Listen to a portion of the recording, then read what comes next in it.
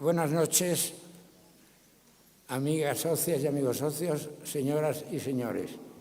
Este Ateneo se honra en recibir a las personalidades que nos acompañan, doña Elisa Ruiz, don Manuel Moleiro, que van a intervenir en este importante acto, también organizado precisamente por la sección de Historia de este Ateneo, una de las numerosas y activas secciones que tenemos, presidida por la señora Pérez de Tudela, a quien también saludo.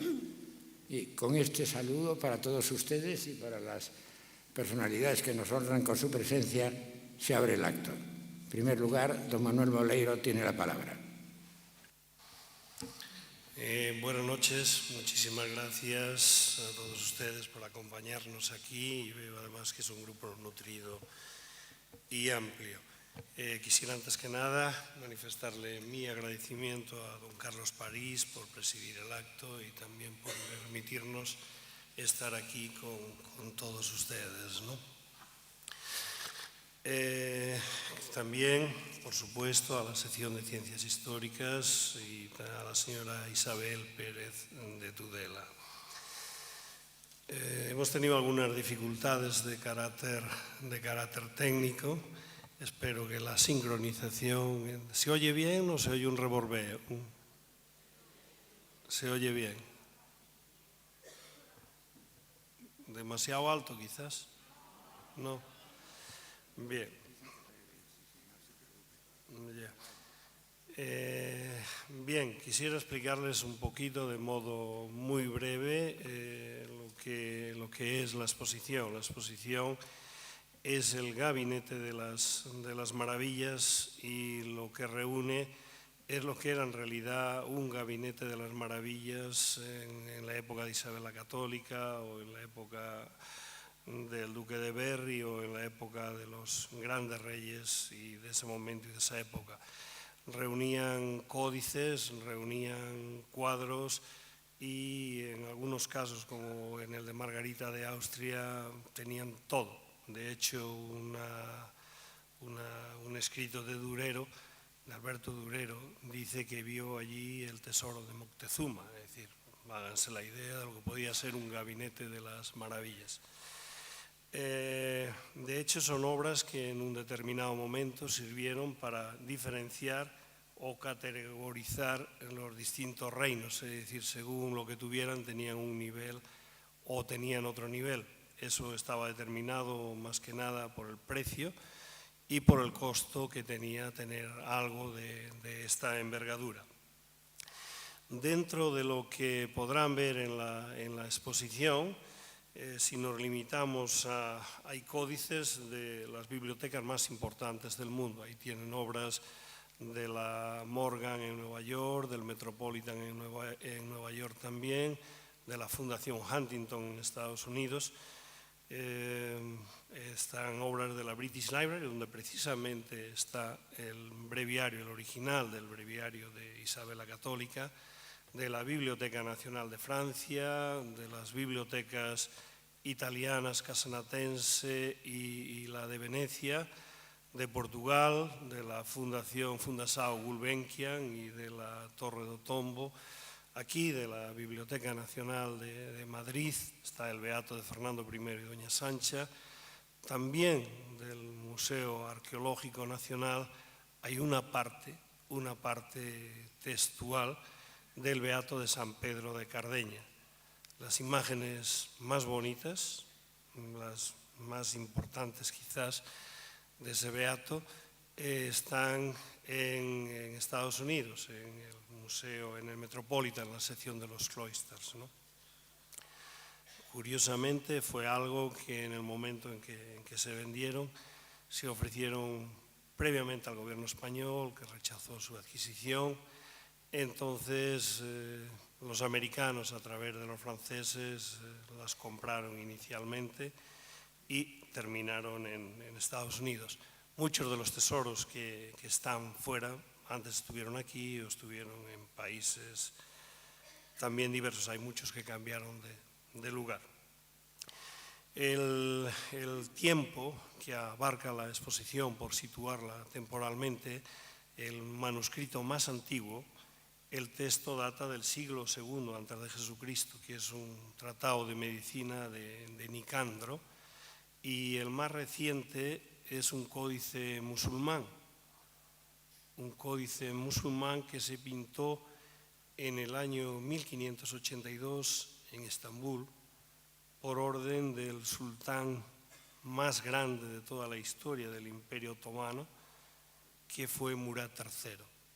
Era un códice, que es el libro de la felicidad, donde reunió a los científicos, todos, médicos, también a los numerólogos, a los adivinadores, a todos, para hacer un compendio para conseguir eso que todos anhelamos, que sería la felicidad. Para su segunda hija, que se llamaba Fátima, dio un total de 110 hijos, ¿no?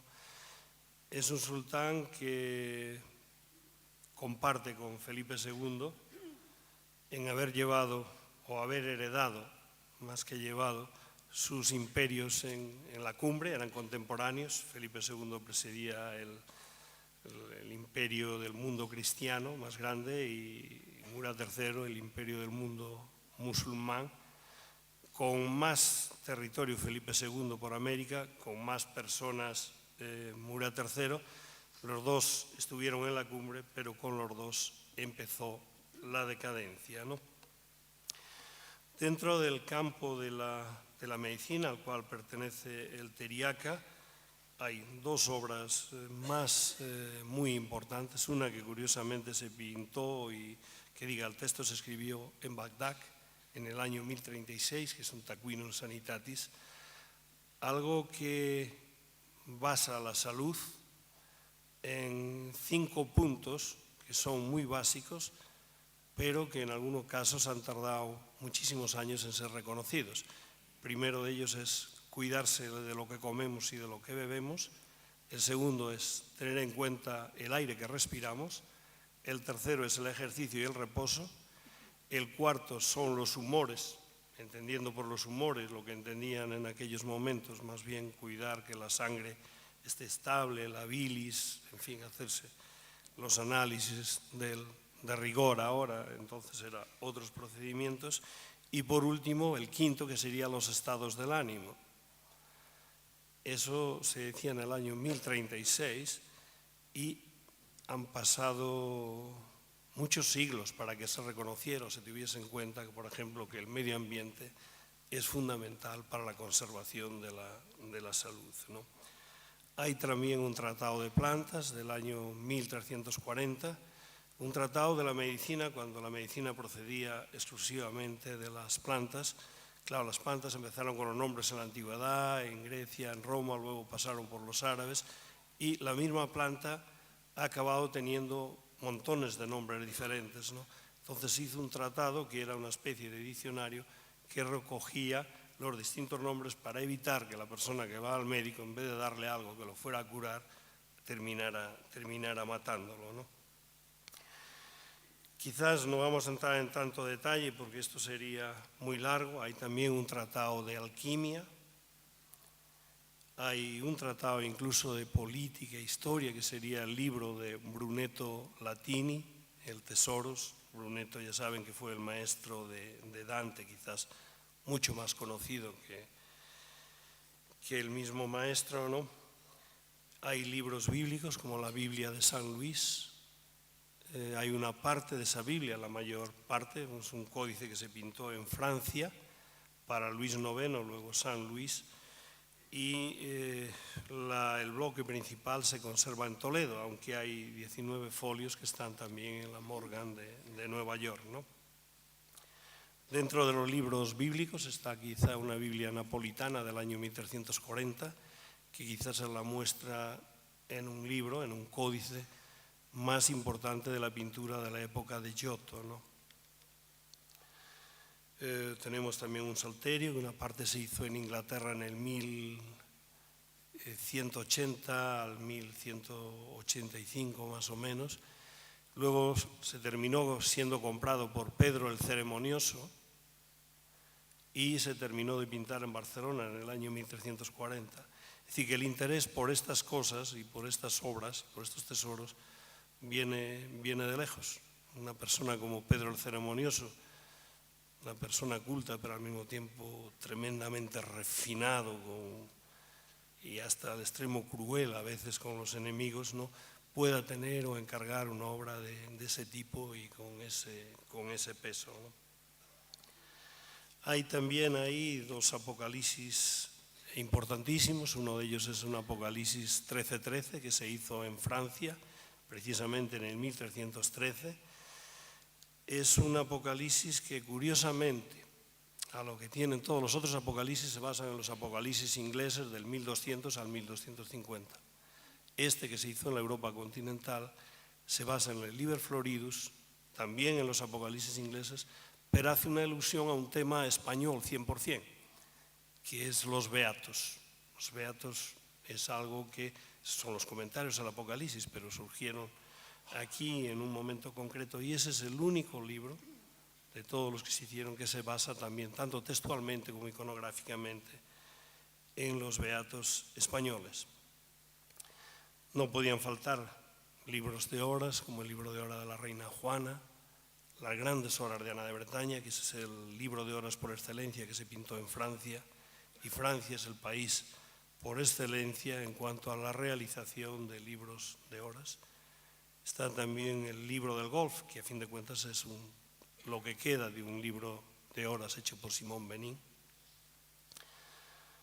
Tenemos, como no, el libro del caballero Cifar, un libro que tiene 315 miniaturas, pinturas diferentes, y que si ustedes lo ojearan, verían perfectamente cómo vestían las personas, cuáles eran sus hábitos, cuáles eran, por ejemplo, sus tiendas digamos, de campaña, o cuáles eran sus armamentos en la época de la serie que están viendo ahora en televisión. Fue hecha para Enrique IV, el hermanastro de la reina Isabel, ¿no?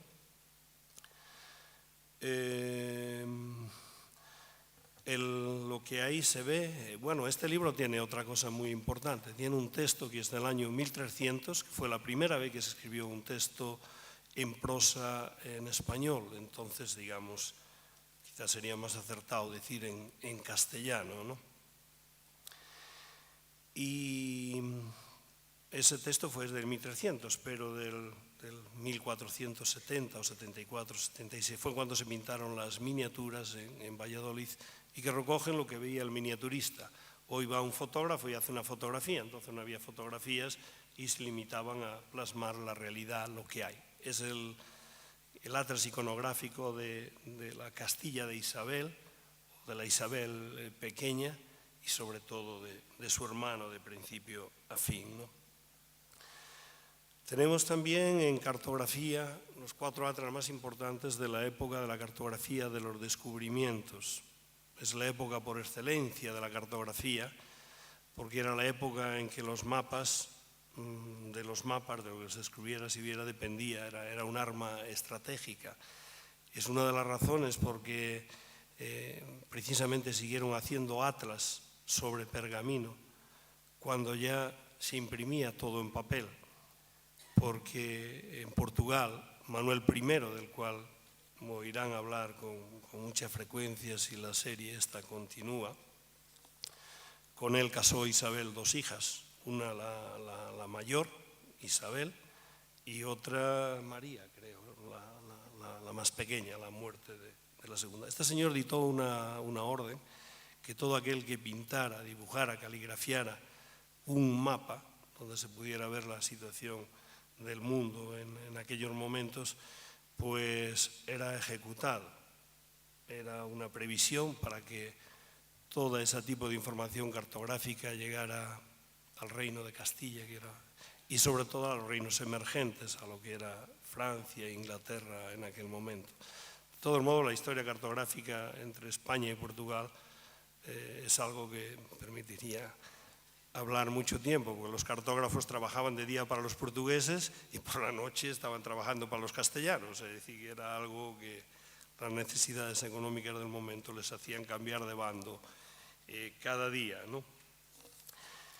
Y por último, nos quedan ahí los beatos de Liébana. Ahí tienen ustedes los 5 ejemplares de beato más importantes. El beato de Gerona, el más antiguo, beato de Girona, que si fuéramos fieles sería beato de San Salvador de Tábara, hoy provincia de Zamora, entonces Reino de León. Es un beato curioso porque es pintado por una mujer. Además está firmado, no hay dudas, porque se conserva esa página y no era habitual que en aquellos tiempos las mujeres pintaran o caligrafiaran manuscritos de esa envergadura, ¿no? Está también, ese beato tiene otro dato también curioso, tiene el retrato más antiguo que se conserva del apóstol Santiago. Es el retrato fotográfico del año 970, no hay ninguno anterior, ¿no? Está también el beato de Silos. Ese fue un libro que ustedes tuvieron aquí en Madrid y se llevó Pepe Botella, que luego él mismo vendió al British Museum, ¿no? Y consta en la guarda la firma de él, precisamente, ¿no? Los ingleses en eso son muy cuidadosos y tuvieron mucho cuidado en hacer que firmara la venta y quedase el documento allí incorporado, ¿no? Está también el beato de Fernando I y doña Sancha, ese está aquí en la Biblioteca Nacional. Está el beato de San Pedro de Cardeña, que hemos comentado antes. Está el beato de San Andrés de Arroyo, que es el último de los beatos de 1220, de los grandes beatos. Y bueno, no podría decirles mucho más, del breviario les va a hablar con todo tipo de detenimiento, con todo tipo de detalle, doña Elisa Ruiz. Es un acierto que lo hayamos encontrado, porque es la persona que más y mejor les puede hablar del breviario. Una obra que también tuvieron ustedes aquí en Madrid, pero no sé por qué, la dejaron llevar del Escorial en el 1808 y en el 1851 apareció en Inglaterra y la terminó comprando el British Museum por una cifra disparatada, una cifra fuera de todo lugar, que eran 3.000 libras. Eso da una idea, tanto que inicialmente el British Museum había desechado la compra porque la ofrecían y le parecía un disparate. Fue luego de hablarlo y con el visto plácito del Parlamento se habilitó un presupuesto especial y se compró, ¿no? Las obras que ustedes tienen abajo, no vamos a entrar en los detalles de cómo están hechos en los lugares donde se conservan los originales, porque no saldríamos del lugar. Y yo creo que es un honor para el breviario, es un honor para la misma reina Isabel, que doña Elisa Ruiz, catedrático de Paleografía y Diplomática de la Universidad Complutense, les hable de ello.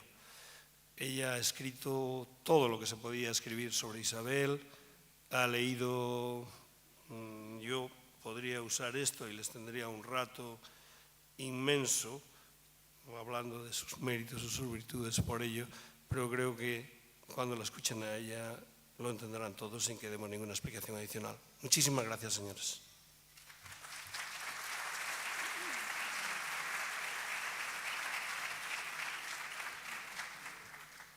Doña Elisa Ruiz tiene la palabra. Muchas gracias.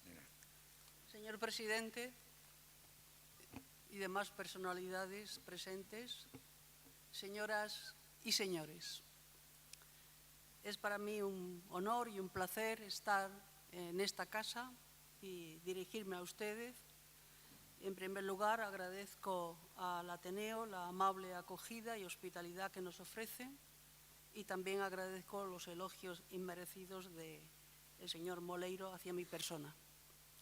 Dicho esto, hay un pequeño inconveniente de carácter tecnológico. La conexión de esta casa entre el ordenador portátil y la presentación en PowerPoint, hay un defecto técnico que no permite manejar desde aquí dicha presentación ni tampoco, por tanto, puedo señalar los aspectos concretos de las miniaturas que a lo largo de la exposición tendré que señalar.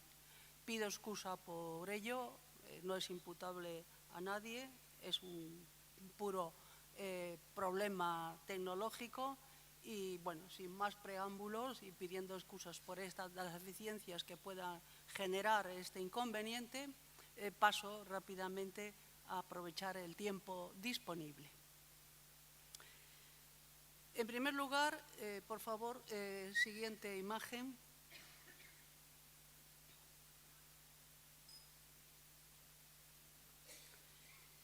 Quiere decirse que cuando se tiene ante la vista una obra como la que ahí se expone, un breviario de gran tamaño, con 523 folios, lo cual hay que multiplicar por 2 para saber el número de páginas, quiero decir, más de 1 millar de páginas, riquísimamente ilustradas, como veremos, sobre una vitela exquisita. Quiere decirse que un objeto de estas características siempre al codicólogo nos plantea el problema de preguntarnos cuál es la razón de hacer una obra de esta envergadura y una vez que sabemos la razón, preguntarnos quién es la persona que la ha encargado, es decir, lo que técnicamente llamamos quién es el comitente y, por otro lado, quién es el destinatario de esta obra. Bueno, ante estos interrogantes, aquí pues tenemos en primer término los dos polos de ese gesto cortesano que es el regalo de un libro. A la derecha tenemos a un personaje arrodillado en un reclinatorio y se encuentra en acto de lectura de un libro de rezo, está rezando en última instancia. Es un personaje elegantemente ataviado y es el embajador don Francisco de Rojas, que será la persona que será comitente de este manuscrito. Al otro lado, ¿qué tenemos? Pues una figura que no hace falta ni decir su nombre, que todo el mundo la reconoce magníficamente y que será también la destinataria de este magnífico don. ¿Qué podemos decir desde el punto de vista de contextualizar ambas imágenes? Bueno, pues que ambas pasan a la posteridad, ¿cómo? Pues en actitud de rezo, con un libro de rezo en las manos. Y esto nos indica, bueno, pues por un lado la temperatura espiritual del momento, de la época, y sobre todo nos indica un status symbol, un gusto por mostrarse para la posteridad como una persona que practica sus devociones, que sabe leer, lo cual es muy importante en la época, y que además dispone de unos medios económicos lo suficientemente amplios como para poderse gratificar con un objeto de este calibre. Siguiente imagen, por favor.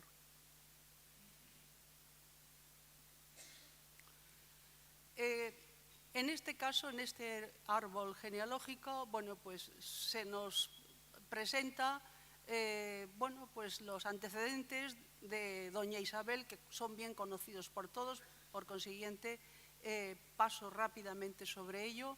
Simplemente significar que Isabel, como veis ahí, va su nombre en rojo, Isabel I de Castilla, y vemos que es el fruto de un segundo matrimonio del rey don Juan II, y que evidentemente por su posición en el nacimiento, es decir, segundas nupcias y además ser mujer, pues en principio no estaba previsto que fuese la heredera al trono. Este es un elemento que adviene por una serie de fenómenos de carácter dinástico, de conflictos que ya son bien conocidos y que por consiguiente bueno, pues será el punto de origen de nuestra historia. Como podemos ver, Isabel I se casa con Fernando V de Castilla, II de Aragón, y como podemos ver también, ambos descienden de la casa de Trastámara. Luego tienen unas relaciones de parentesco que serán en su momento un problema a efectos de establecer unas bodas, aunque evidentemente se solucionará tardíamente, a posteriori, después de que estas bodas se han contraído mediante una bula papal. Siguiente imagen, por favor. En esta bellísima portada, no es portada, realmente es una página del libro de las crónicas de Juan II, queda ese árbol genealógico reflejado de manera clara y visualizada. A la izquierda está concebido como si fuese una especie de retablo. A la izquierda tenemos la primera mujer, doña María de Aragón, y la descendencia de ese primer matrimonio, es decir, el que será de Enrique IV en su momento, y las dos hermanas que fallecen relativamente jóvenes. A la derecha, ¿qué tenemos? Pues a Isabel de Portugal, la segunda esposa de Juan II, el príncipe Alfonso y doña Isabel. Y debajo rellena esa última parte del panel, pues San Vicente Ferrer, que es un personaje, un santo que veremos que después encontraremos en el breviario, puesto que está íntimamente vinculado a la casa de Trastámara. Los hechos históricos que median entre el año 1465, momento en que se procede a la deposición del monarca en la llamada farsa de Ávila, y después ya los acontecimientos que son conocidos y que por tanto no voy a especificar, como pueden ser 3 años más tarde la muerte inopinada de Alfonso, de don Alfonso, el príncipe de Asturias, que era el posible heredero a causa de los conflictos que hay de tipo de legitimidad respecto de la pretendida, supuesta y dudosa hija de Enrique IV. Elemento básico que va a crear una serie de conflictos graves y una guerra civil en última instancia. En 1469 se sabe muy bien, Isabel contrae matrimonio con don Fernando, ya rey de Sicilia y príncipe de Aragón, y en 1474 fallece en diciembre, el 11 de diciembre, fallece Enrique IV. Todos estos hechos, que a vista de pájaros, bueno, pues son fundamentales para comprender un poco lo que viene después. Muere Enrique IV el 11 de diciembre en el Alcázar de Madrid y 2 emisarios son enviados rápidamente a Segovia, donde está Isabel. Y allí se le comunica el fallecimiento y se le ordena que espere las decisiones que se tomen en el Consejo Real. No obstante, Isabel, mujer emprendedora y decidida donde las haya, hará caso omiso de este consejo y improvisará una ceremonia de proclamación como reina, a pesar de que su esposo estaba ausente.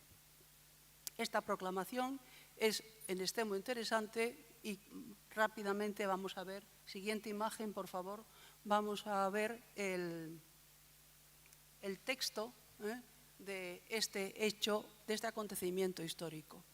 De este acontecimiento tenemos una copia autorizada, notarial, del escribano que levanta acta de lo que acontece para proclamar a Isabel como reina.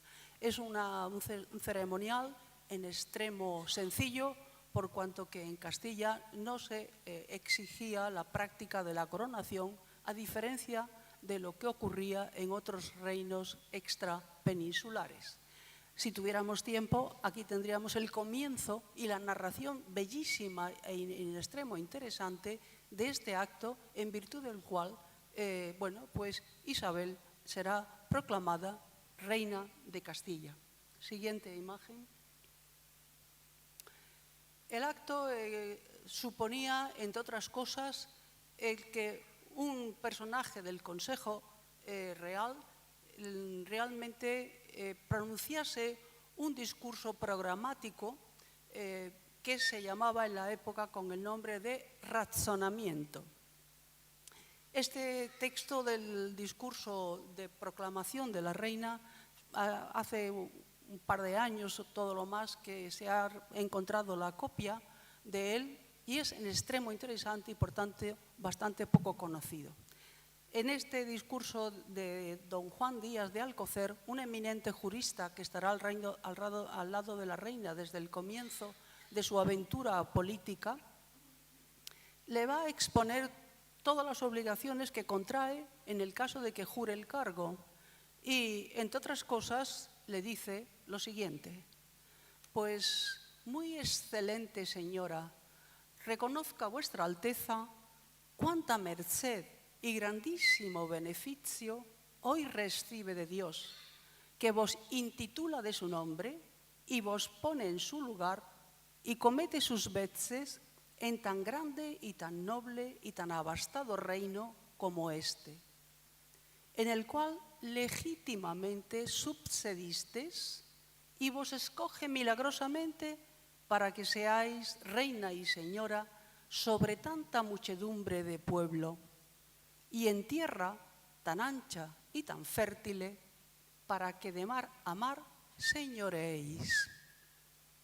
Todo el discurso merecería, no digo una conferencia, merecería un curso completo, ¿verdad?, de doctorado o un seminario intenso, porque es de un valor enorme, todo cuanto allí se dice. Aquí simplemente podemos significar algunas cosas. Por un lado, como se puede ver, en primer lugar, se hace ver que el rey, la reina en este caso, recibe de Dios el cargo de reina, es por consiguiente una vicaria de Dios en la tierra.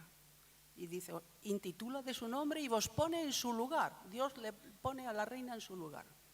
Bien, en segundo lugar, legítimamente subsististes. Bueno, evidentemente era un punto candente. La legitimidad era muy conflictiva, muy dudosa y todavía la sigue siendo hoy en día, ¿no?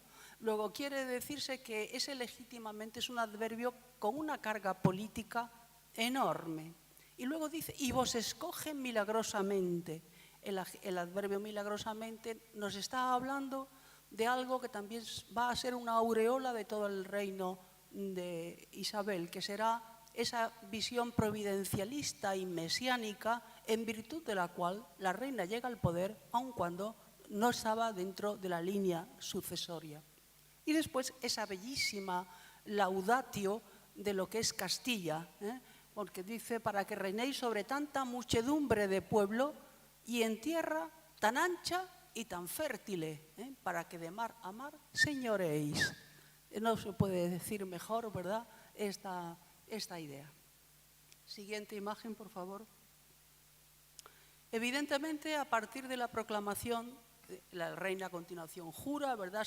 El ritual se cumple según las normas establecidas, en extremo sencillo y se puede decir hasta cierto punto rápido, y a partir de ahí empieza a reinar, ¿no? Evidentemente es un reinado riquísimo donde podemos marcar, encontrar 4 vectores, líneas vectoriales que marcan su actividad política.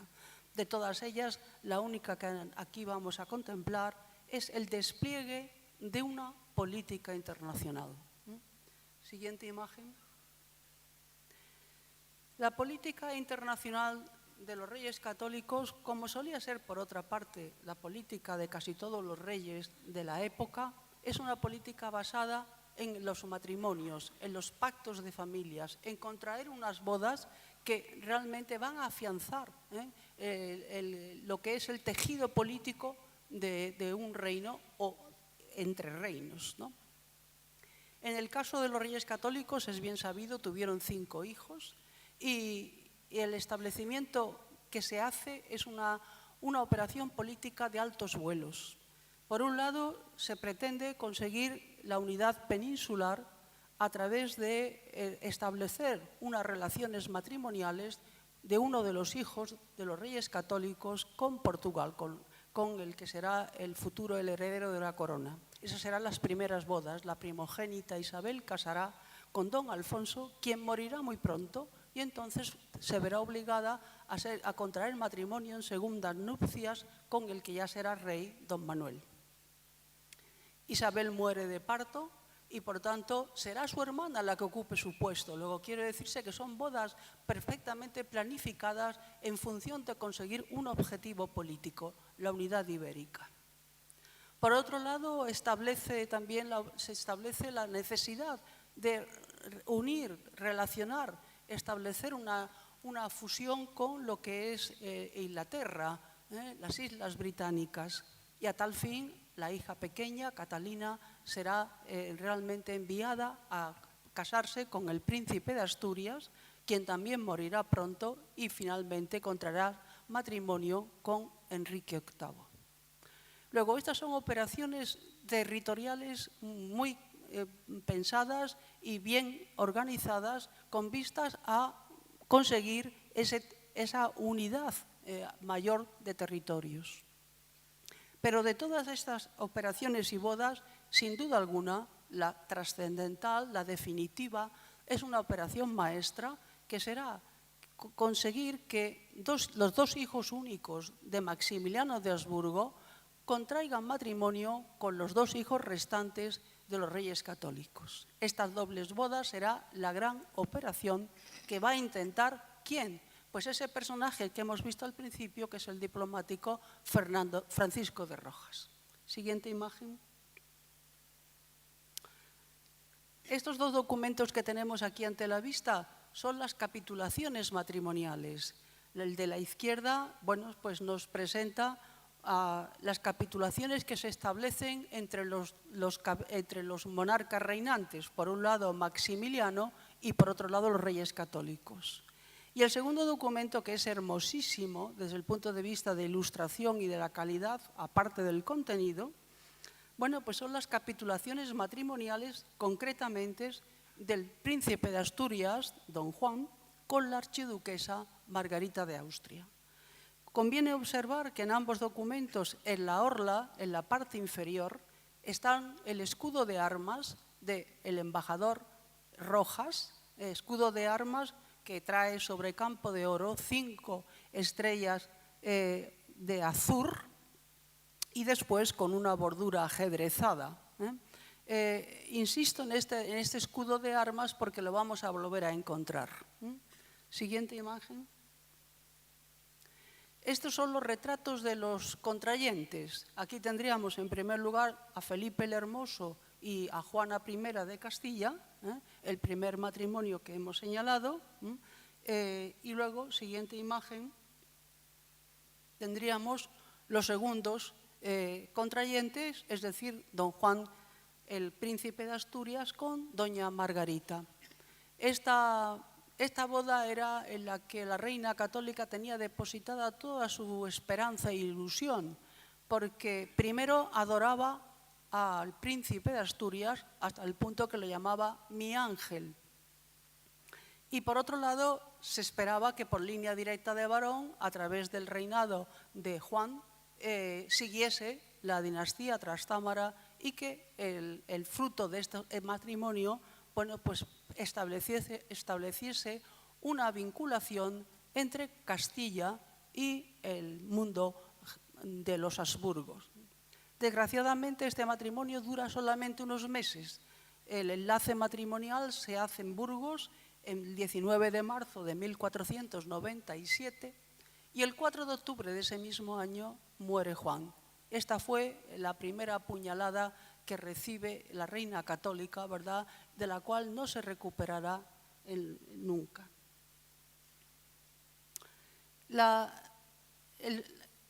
En esta época surge con gran fuerza lo que yo he llamado la simbólica del poder. El poder se manifiesta, hay que hacerlo ver de dos maneras, bien a través de imágenes figurativas, lo que yo llamo la imago regis, la imagen del rey, que son ya reproducciones figurativas, fisonómicas, que no son los simples atributos como hasta aquí era normal, o bien la otra opción, utilizar el signum regis, es decir, utilizar la reproducción de las señales heráldicas, que es una especie de genealogía visual icónica.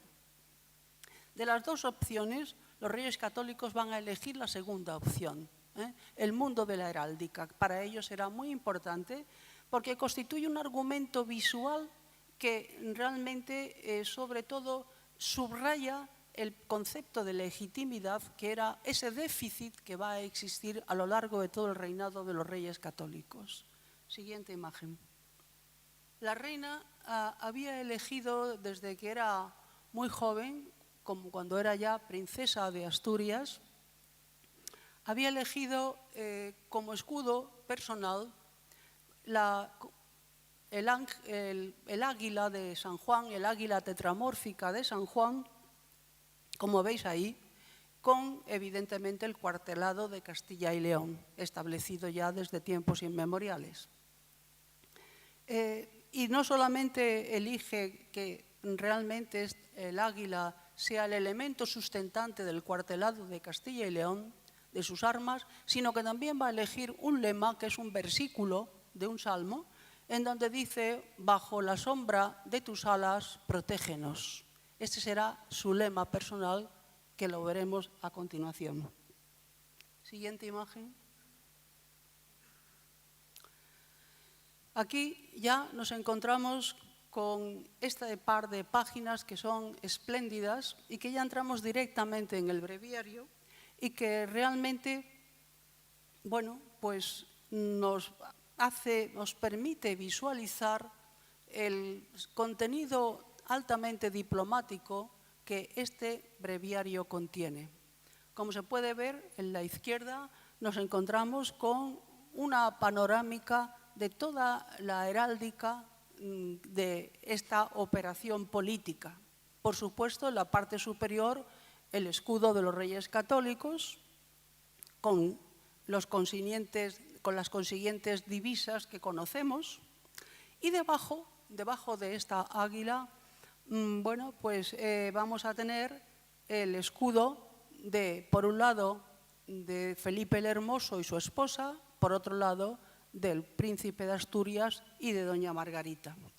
Y hay unas filacterias que no podemos aquí ver, entre otras cosas no puedo señalar por falta de puntero, que son en extremo interesantes. Son en extremo interesantes porque subrayan el carácter y la ambición que estas bodas encierran. En estas filacterias son versículos de los Salmos en donde se ensalza y se mantiene que realmente los descendientes de estas bodas serán los dueños de la tierra.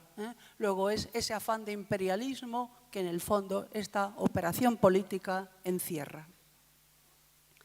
A la derecha, ¿qué tenemos? Pues a la derecha tenemos una escena de la coronación. Antes de avanzar en el estudio del breviario, de las miniaturas del breviario, conviene subrayar un hecho, y es que las páginas del breviario están concebidas siguiendo una técnica flamenca que ya ha triunfado desde la primera mitad del siglo XV, pero que a finales, en la segunda mitad, será ya un dominio total, que consiste en simular que la página, la superficie de la página, está todavía tapizada con una especie de elementos vegetales estilizados y que sobre este tapiz floral se practica una especie de ventana que permite acceder a una escena que narra algo. Es una especie se intenta hacer un efecto ilusionístico óptico de penetrar en un fondo a través de una ventana, ver algo que sucede. Y por otro lado, las oraciones, los textos, simulan a su vez como si fuesen unos trozos de pergaminos adheridos sobre ese tapiz floral. Y este juego óptico, esta especie de trampantojo óptico, es el que vamos a encontrar a lo largo de todo el manuscrito. Pero con una condición, con una característica, y es que estos tapices, que son en la primera parte del manuscrito, son de carácter floral o de carácter por lo menos natural, podríamos decir, no se repiten.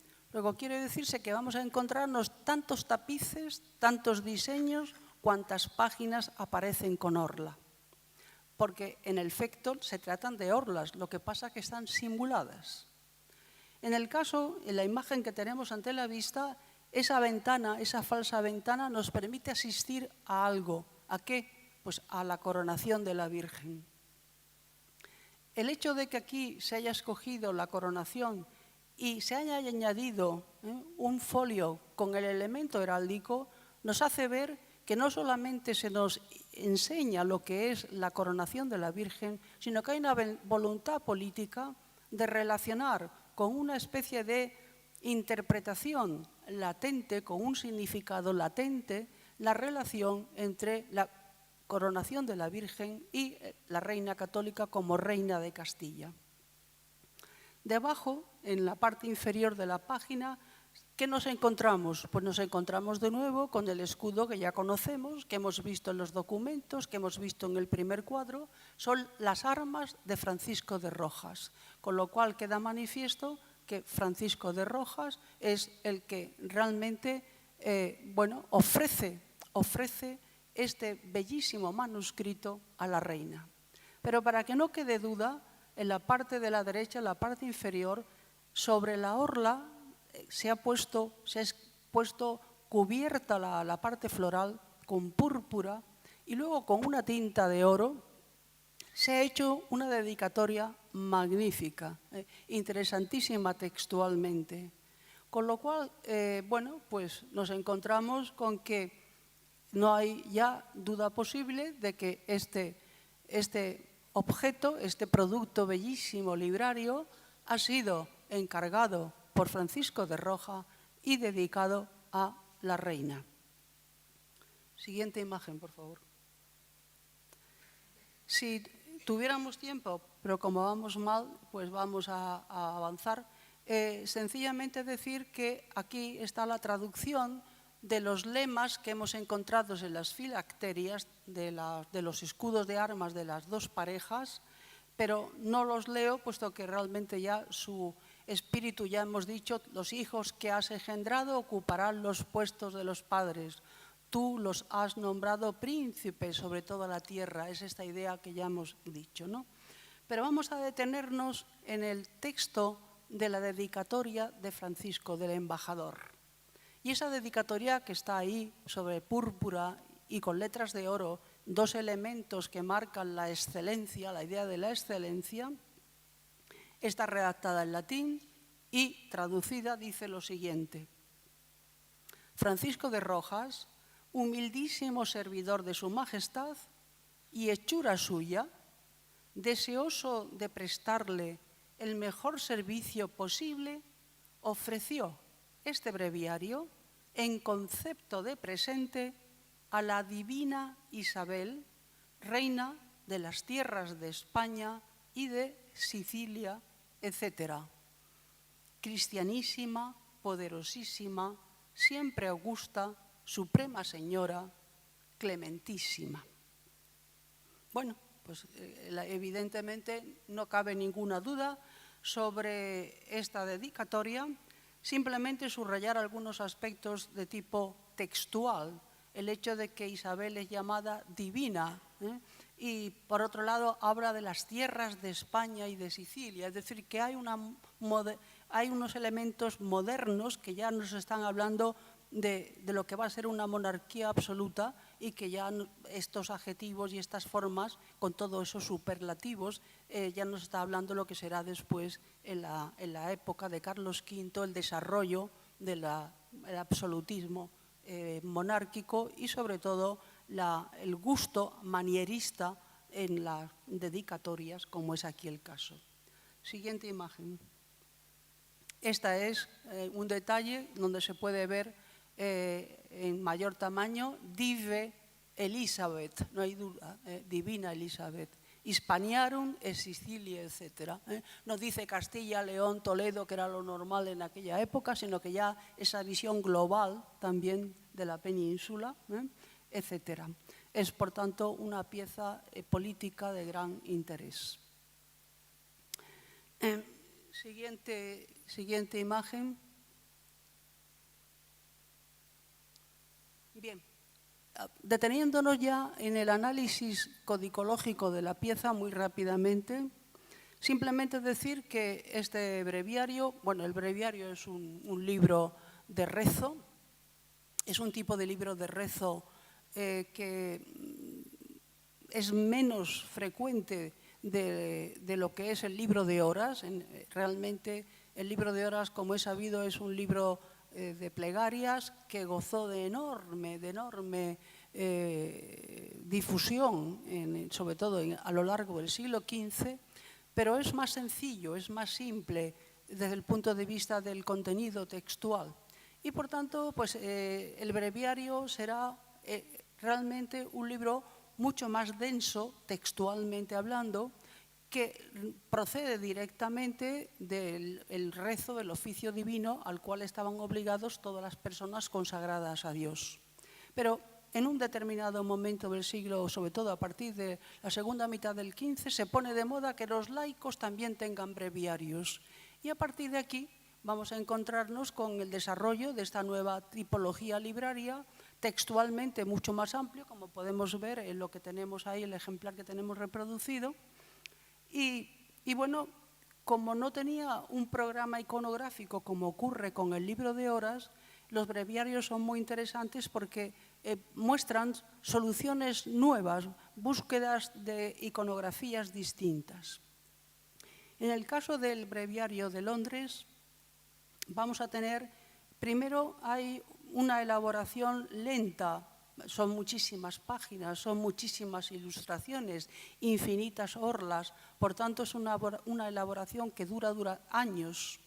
Y la primera parte se puede calcular que empieza más o menos con bastantes dudas, pero en fin, en torno a 1485.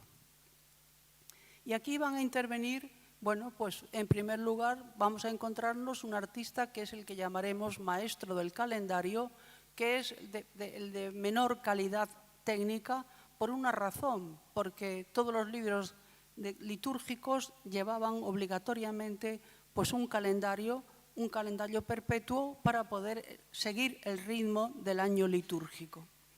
Luego vamos a encontrarnos con un maestro excepcional y con varios maestros excepcionales que, para no detenernos, lo iremos sobre la marcha, los iremos viendo. Siguiente imagen. Esta imagen sería el calendario. El calendario, como es natural, no lo puedo señalar. En la columna, en el margen izquierdo, nos encontramos el numerus aureus. A continuación nos vamos a encontrar con la letra dominical. Luego tendríamos el sistema de calendación romano. Y por último tendríamos las festividades de los santos del día, de las festividades litúrgicas del día. Quiere decirse que estos calendarios van a tener siempre una ilustración bastante convencional relacionada con lo que podíamos llamar los trabajos y los días propios de cada mes del año, ¿no? En este caso, pues nos encontramos con estos personajes que están ahí podando árboles, recogiendo leña, probablemente para calentarse, y después tenemos el tema del zodíaco, el Piscis, ahí en el margen superior. Es, por tanto, un calendario que, siendo un calendario cuidadoso, no es la parte más valiosa de la pieza. Siguiente imagen. Como vemos, si comparamos con estas dos imágenes, nos damos cuenta cómo pasamos de un mundo artístico de una calidad a otra bien distinta. En este caso, bueno, pues he escogido dos imágenes que ilustran dos aspectos distintos del calendario, perdón, del breviario. El de la izquierda, bueno, pues la ilustración de un tema teológico. A la derecha, un tema evangélico. Como se puede ver, analizamos la página y nos encontramos que esa especie de falso tapiz que cubre la superficie de la página está elaborada siguiendo una técnica que podríamos llamar old style, un estilo a la antigua. Es un estilo floral muy característico que arranca desde la tradición francesa y que tiene ya está ya prácticamente casi en desuso. Luego, es una forma de solucionar, de presentar artísticamente el concepto de orla. Y luego, en esa especie de falso ventanal, nos encontramos con una representación muy interesante y original de la Santísima Trinidad, con Dios Padre arriba, Cristo crucificado y sobre la cruz, en la parte superior, el Espíritu Santo. Esta representación teológica original, bellísima, contrasta con la parte inferior. En la parte inferior nos encontramos una escena con un mar al fondo, un cielo sereno. En primer término, una especie de personaje vestido, un personaje episcopal por sus atributos, que no es otro que San Agustín. Y después, a la derecha de la cruz, nos encontramos a un niño jugando con una especie de pala que está intentando, con la pala, en un hoyo que ha hecho, meter toda el agua del mar. Bueno, esta es una leyenda hagiográfica relacionada con la figura de San Agustín, en donde él paseaba por una playa meditando sobre lo que el misterio o el dogma de la Trinidad, y es justamente la visión de este niño que está intentando infantilmente meter dentro del hoyo todo el agua del mar, lo que le hace ver la inutilidad de sus especulaciones de carácter teológico. Es, por tanto, una visión bellísima con esta duplicidad temática. Porque una de las características de este artista, que es el maestro del libro de Dresde, es el maestro al cual le debemos 98 de las ilustraciones de este breviario, se caracteriza por la originalidad en el tratamiento de los temas y por algo que es muy, muy especial, que es el que rompe esa visión aristotélica de las tres unidades: unidad de tiempo, de lugar y de acción en la narración dramática. Y aquí nos vamos a encontrar que el maestro de Dresde romperá, ya lo veremos sobre la marcha.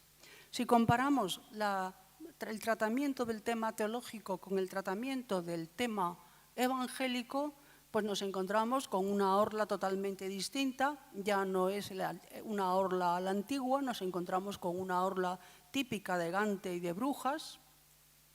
Y después la escena de evangélica son las tres tentaciones de Cristo, ¿no? En primer término, la tentación que se le presenta es un monje, un falso monje, que le presenta unas piedras y le dice: si eres Dios, conviérteme en pan estas piedras, ¿no? Este falso monje se delata porque lleva unos pequeños cuernecillos sobre la cabeza que nos indica que está disfrazado y que realmente es Satanás. Y luego, a esa ruptura que hemos visto de la unidad de acción y de lugar y de tiempo. Luego, en el fondo, si pudiera señalarlo, en la parte superior, tenemos la segunda tentación. Ahí se nos representa la segunda tentación. Y después, a la derecha, sobre el pináculo del templo, tendríamos la tercera tentación. Ese es el juego del maestro de Dresde, esa capacidad de recoger simultáneamente hechos que son dispares en el tiempo, que ocurren en distintos lugares, pero que él los aúna y los enlaza de manera magistral. Siguiente imagen. En este caso nos encontramos con una nueva escena. Aquí ya no es un tema teológico, no es un tema evangélico. Ahora entramos en la parte más original del breviario. Es decir, todo breviario tiene que tener lo que se llama un salterio, es decir, 150 salmos. Y estos salmos carecían de un programa iconográfico apropiado, específico, por cuanto que los breviarios era para el rezo de los eclesiásticos y no habían desarrollado una iconografía como ocurre con los libros de horas. Entonces, aquí está la gran originalidad del maestro de Dresde, que nos va a presentar una relación muy con un doble juego, ¿no? con un juego que es una relación de tipo literal y después con una doble lectura de carácter figurativo, alegórico, y luego tendríamos eso que llamaríamos una relación latente, una relación latente, una significación latente con el contexto de la reina, ¿no? Por consiguiente, en esta imagen, en primer término, tenemos una batalla en todo su fragor. Esta batalla es Abraham, que está luchando contra 4 reyes que han invadido Sodoma, Gomorra y otras 2 ciudades. Abraham lucha con ellos, son los bárbaros, son unos invasores, supone la paganía, y Abraham vence, y una vez que vence libera a Lot, y por tanto, una vez que ya ha vencido, en segundo término, tenemos que después, una vez alcanzada la victoria, se presenta a Melquisedec, que será ese personaje bíblico que lleva en las manos una hogaza de pan y vino. Entonces, esa es la representación simbólica que en segunda lectura sería el sumo sacerdote, la representación del mundo del sacerdocio. Y luego, a la izquierda, al fondo, tenemos los invasores, ¿no? Bueno, pues esta y en la parte superior tenemos una representación de la Trinidad. Este juego que va en contra del tiempo, ¿no? Primero los reyes que invaden, en primer término la lucha de estos guerreros, la victoria de Abraham y después el ofrecimiento de la victoria a Melquisedec. Es este gusto que tiene el artista para que la anécdota narrativa nos obligue a adivinar, a jugar con los elementos, intentar averiguar cuál es la clave, ¿no? Incluso aquí, en este caso, se ha querido ver una clara alusión al mundo, la conquista del reino nazarí, con esta victoria sobre el invasor de la tierra propia. Observar que la orla o falso tapiz es bellísima, con un color granate hermosísimo y totalmente distinta de las anteriores. Siguiente imagen. Aquí tendríamos otros 2 ejemplos de otros 2 temas muy parecidos del Salterio. La temática a la izquierda tenemos la coronación del David, observar la obsesión por subrayar en todo momento la legitimidad, la idea de poder, el hecho de la coronación legítima en la izquierda. A la derecha, otro tema también candente en la época, la quema de libros, es otro tema que nos llevaría a un comentario amplio si tuviéramos tiempo, y observar, como siempre, esas orlas totalmente diferentes, en este caso sobre oro bruñido, hermosísimas. Siguiente imagen. En este caso, otras 2 ilustraciones de otros 2 salmos. El de la izquierda nos muestra al rey David estableciendo ese juego con un gesto deíctico de la mano hacia un disco de oro que está en la parte superior de la página y en donde se muestra unos ángeles cantando. Es el salmo en el cual se elogia y se anuncia que frente a los salmos, que son un cántico viejo, un cántico antiguo, está el Canticum Novum, que dice el Salmo, el cántico nuevo que nos va a venir, que es el anuncio de Cristo y del Evangelio, ¿no?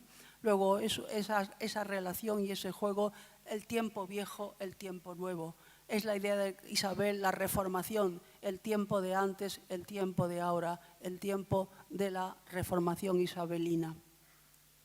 En cuanto a la imagen de la derecha, es una ilustración en extremo interesante, porque es una escena que no se repite, que no se encuentra en otros manuscritos.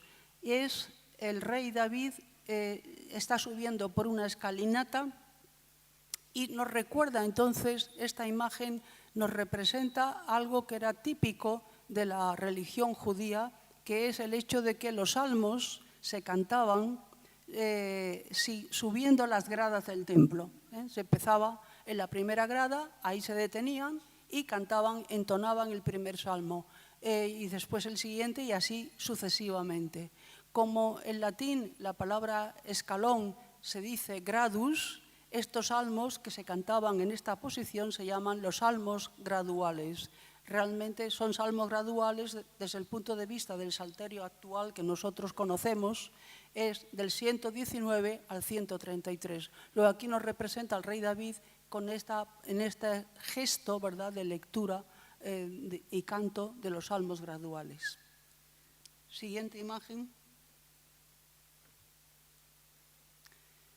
En estas dos ilustraciones, también otros temas, como veis la riqueza de temas, la variedad, la originalidad, no sé, son temas que casi en ningún caso lo vamos a encontrar en otros manuscritos.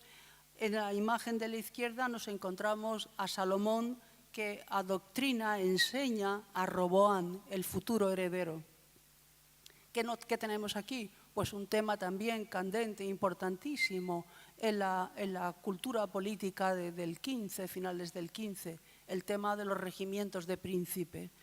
Cómo hay que adoctrinar, enseñar al futuro heredero de la corona. Es un tema que a Isabel le preocupó muchísimo y realmente escogió los mejores preceptores que encontró para formar al príncipe de Asturias, a su adorado Juan.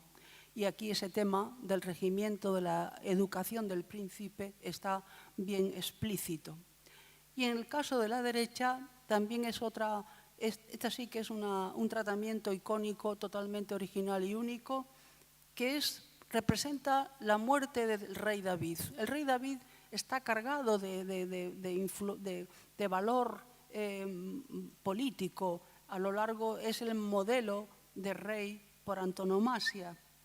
Y aquí tenemos el momento, está agonizante y aunque no lo puedo señalar, se ve a un físico, es decir, como lo llamaban en la época, es decir, a un médico con una redoma observando la orina del rey, el color de la orina.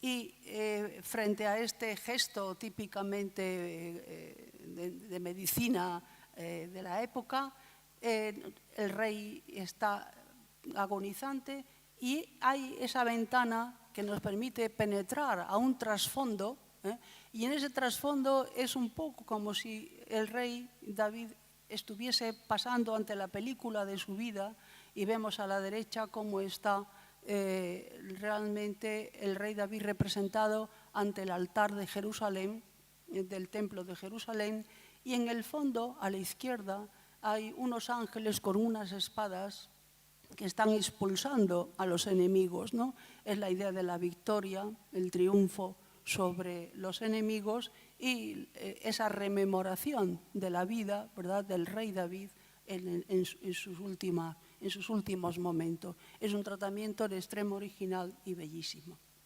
Siguiente imagen. Hasta aquí hemos visto al maestro de Dresde, que es espléndido y, como ya hemos visto, con una riqueza temática y una novedad inusitada. Aquí en este caso tenemos otro artista, un artista espléndido, el cual nos ha dejado 4 magníficas miniaturas, que es Gerard David, el grandísimo pintor Gerard David, un pintor flamenco que nos ha dejado una obra espléndida. Y aquí tenemos una representación excepcional de San Juan Evangelista. Es San Juan cuando ha sido desterrado a la isla de Patmos y en ese lugar va a recibir la inspiración divina para redactar el Apocalipsis. Y vemos a Juan con una pluma en la mano y con un trozo de pergamino en el cual empieza a transcribir el texto que el Espíritu Santo le va inspirando. Y tenemos a la izquierda el águila que ya hemos visto que la reina había cogido como el elemento sustentante de su escudo de armas. Y al fondo, pues 2 temas apocalípticos. Por un lado, los 4 jinetes del Apocalipsis y arriba, en la parte superior, en la escena tan conocida de la mujer que entrega el hijo a Dios, que el dragón le quiere arrebatar. Luego son ese gusto, porque la imagen siempre hay que interpretarla como podemos ver. Es una bellísima, es mi San Juan preferido de toda la iconografía manuscrita. Siguiente imagen. Esta es del mismo Gerard David, bueno, es Santa Bárbara, pero hay un regusto en esta representación de Santa Bárbara cuyo atributo es la torre apenas esbozada que está ahí, pero no se nos representa en la torre, sino se nos representa como una mujer, como una Madonna, diríamos, leyendo un libro de rezo. En cierta medida establece una asociación de ideas con una imagen de Isabel leyendo, visto la costumbre de la época de retratar a los personajes en actitud de rezo y de lectura. Siguiente imagen, por favor. Estamos en la segunda parte del manuscrito. ¿Qué notamos ante todo? Bueno, pues el artista ya será distinto, y no solamente el artista, sino que veremos que el tratamiento ya no son esas orlas naturales, sino que nos vamos a encontrar un tipo de orlas totalmente artificiales, muy originales, con mucha personalidad y ya totalmente finiseculares. Son las últimas orlas que realmente se van a hacer prácticamente en los libros manuscritos. Es el final del libro manuscrito y llega a estas composiciones elegantísimas en donde se simulan inscripciones, en otros casos se simulan tejidos y son bellísimas. El pintor que hace estas miniaturas es el pintor de Jacobo IV de Escocia, el maestro de Jacobo IV de Escocia. Es un maestro distinto de los anteriores, pero con ese preciosismo típico del arte flamenco. Si estas miniaturas las miramos con lupa, veremos que están todos los tejidos maravillosamente bien reproducidos, todos los pequeños detalles. Luego es un artista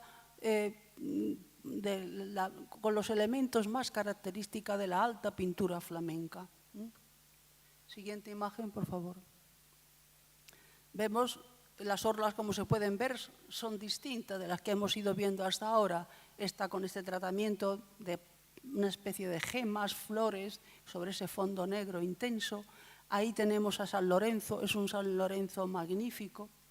A la derecha tendríamos otra orla distinta, en este caso se simula un tejido bellísimo, adamascado, espléndido, y la inicial historiada que ha quedado en blanco, ahí es el sufragio de San Nicolás y por tanto tendríamos que tener la figura de San Nicolás, aunque aquí realmente ha quedado en blanco. Es la única inicial historiada que está sin acabar. Siguiente imagen, por favor. Aquí tendríamos dos santos, entraríamos en otra faceta del breviario característica que es el hecho, la temática, la geografía hispana, podríamos llamarla. Se ha cuidado especialmente el tratamiento geográfico de los santos hispánicos, cosa que no ocurre en los breviarios. Luego, este es uno de los rasgos que indica la dedicación a la reina.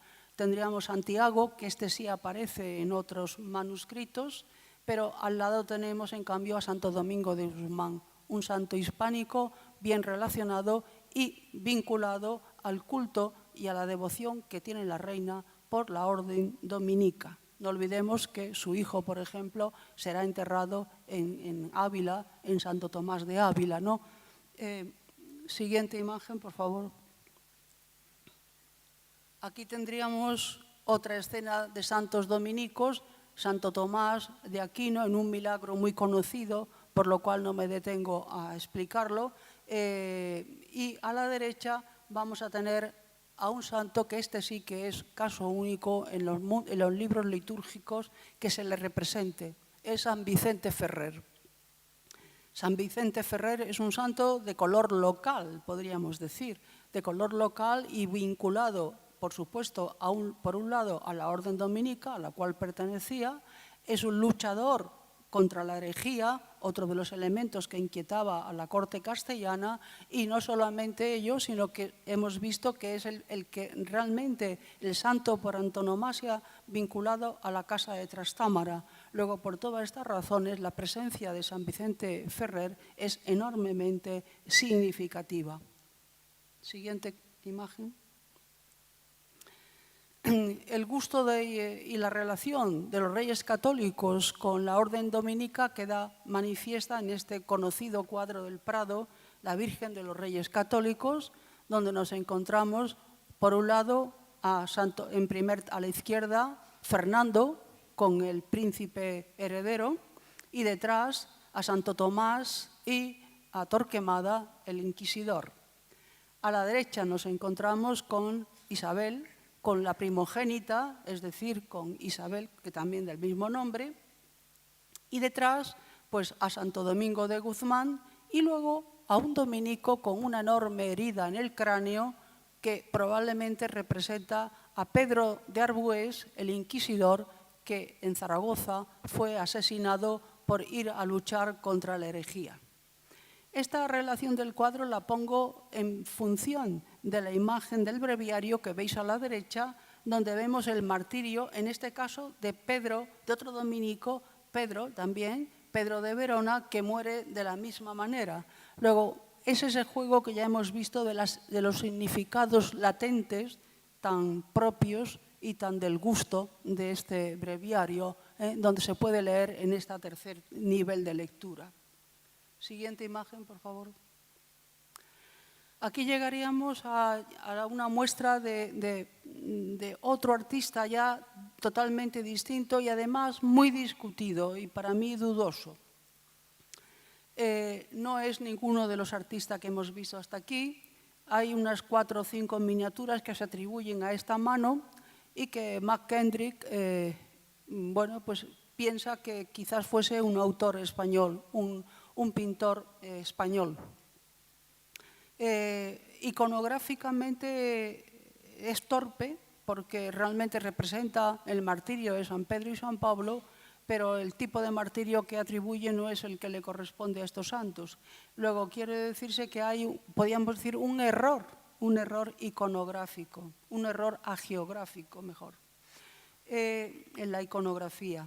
Y por otro lado, la calidad y el tratamiento de estas imágenes, de estas miniaturas de dudosa autoría, yo no he encontrado en ningún manuscrito hispánico una mano de este porte con estas características. Luego me quedo, ¿verdad?, un tanto dubitativa ante esta autoría pretendida. Es posible, pero no tengo ninguna documentación, ningún elemento que me permita certificar y garantizar esta atribución. Siguiente imagen. Bueno, quiere decirse que vamos a terminar ya, puesto que la hora avanza. Simplemente recordar que, como hemos dicho, la reina tuvo nada menos que 128 libros de rezo, una colección fastuosa de libros dedicados a la piedad. Su religiosidad, se ha escrito mucho sobre ello, pero en cualquier caso tenemos un testimonio muy fehaciente de un poeta de corte magnífico como fue Gómez Manrique, el cual escribe una obra que es un regimiento de príncipes, es decir, una obra que podría ir ilustrada con la imagen que hemos visto de Salomón y Roboam. Y en ese regimiento de príncipes, en donde aconseja cómo se debe gobernar, es un programa ideal de cómo se debe gobernar, en un momento se atreverá a alzar su voz y aconsejar a la reina cómo debe gobernar. Y le dirá lo siguiente: el rezar de los salterios y el decir de las horas, dejad a las oradoras que están en los monasterios. Vos, señora, por regir vuestros pueblos y regiones, por hacerlos bien vivir, por los males corregir, posponed las oraciones. Luego quiere decirse que aconseja a la reina que rece menos y que gobierne más, mano dura, rezar menos y en cambio, ¿verdad?, pues gobernar para hacerlos bien vivir los pueblos de España. Siguiente imagen. Bien, con esta imagen cerramos ya esta breve exposición. Simplemente recordar que La reina, como sabéis, muere a los 53 años, jovencísima, agotada, extenuada y enormemente dolorida por los dramas familiares que han ido aconteciendo a lo largo de sus últimos años. Ese panorama triunfante de los 5 hijos casados con futuros reyes y ese deseo y esa ambición de una unidad territorial, podríamos decir casi europea, se deshace porque el destino va por otras vías. Las muertes de los hijos y de herederos posibles van a crear una situación conflictiva de la cual será consciente la reina. Y, evidentemente, todos estos factores, amén de una vida dura, como era una corte itinerante, durante todo su reinado, los reyes católicos estuvieron viajando incansablemente de pueblo en pueblo, de región en región, de manera itinerante, con una vida durísima. El hecho es que a los 53 años fallece Isabel el 26 de noviembre de 1504. Y, evidentemente, el rey tiene que comunicar a sus súbditos este hecho. Y para ello escribirá un documento específico, diplomáticamente lo que se llama una real cédula. Y en esta cédula dice lo siguiente: Consello, justicia, regidores, caballeros, escuderos, oficiales e hombres buenos de la muy noble ciudad de Murcia. Hoy, día de la fecha de esta, ha placido a nuestro Señor llevar para sí a la serenísima reina doña Isabel, mi muy cara y muy amada mujer. Y aunque su muerte es para mí el mayor trabajo que en esta vida me podrá venir, y por una parte el dolor de ella, por lo que en perderla perdí yo, y perdieron todos estos reinos, me atraviesa las entrañas, pero, por otra, viendo que ella murió tan santa y católica como vivió, de que es de esperar que nuestro Señor la tiene en su gloria, que para ella es mejor y más perpetuo reino que los que acá tenía. Pues a nuestro Señor así le plugo, es razón de conformarnos con su voluntad y darle gracias por todo lo que hace. Nada más. Muchas gracias.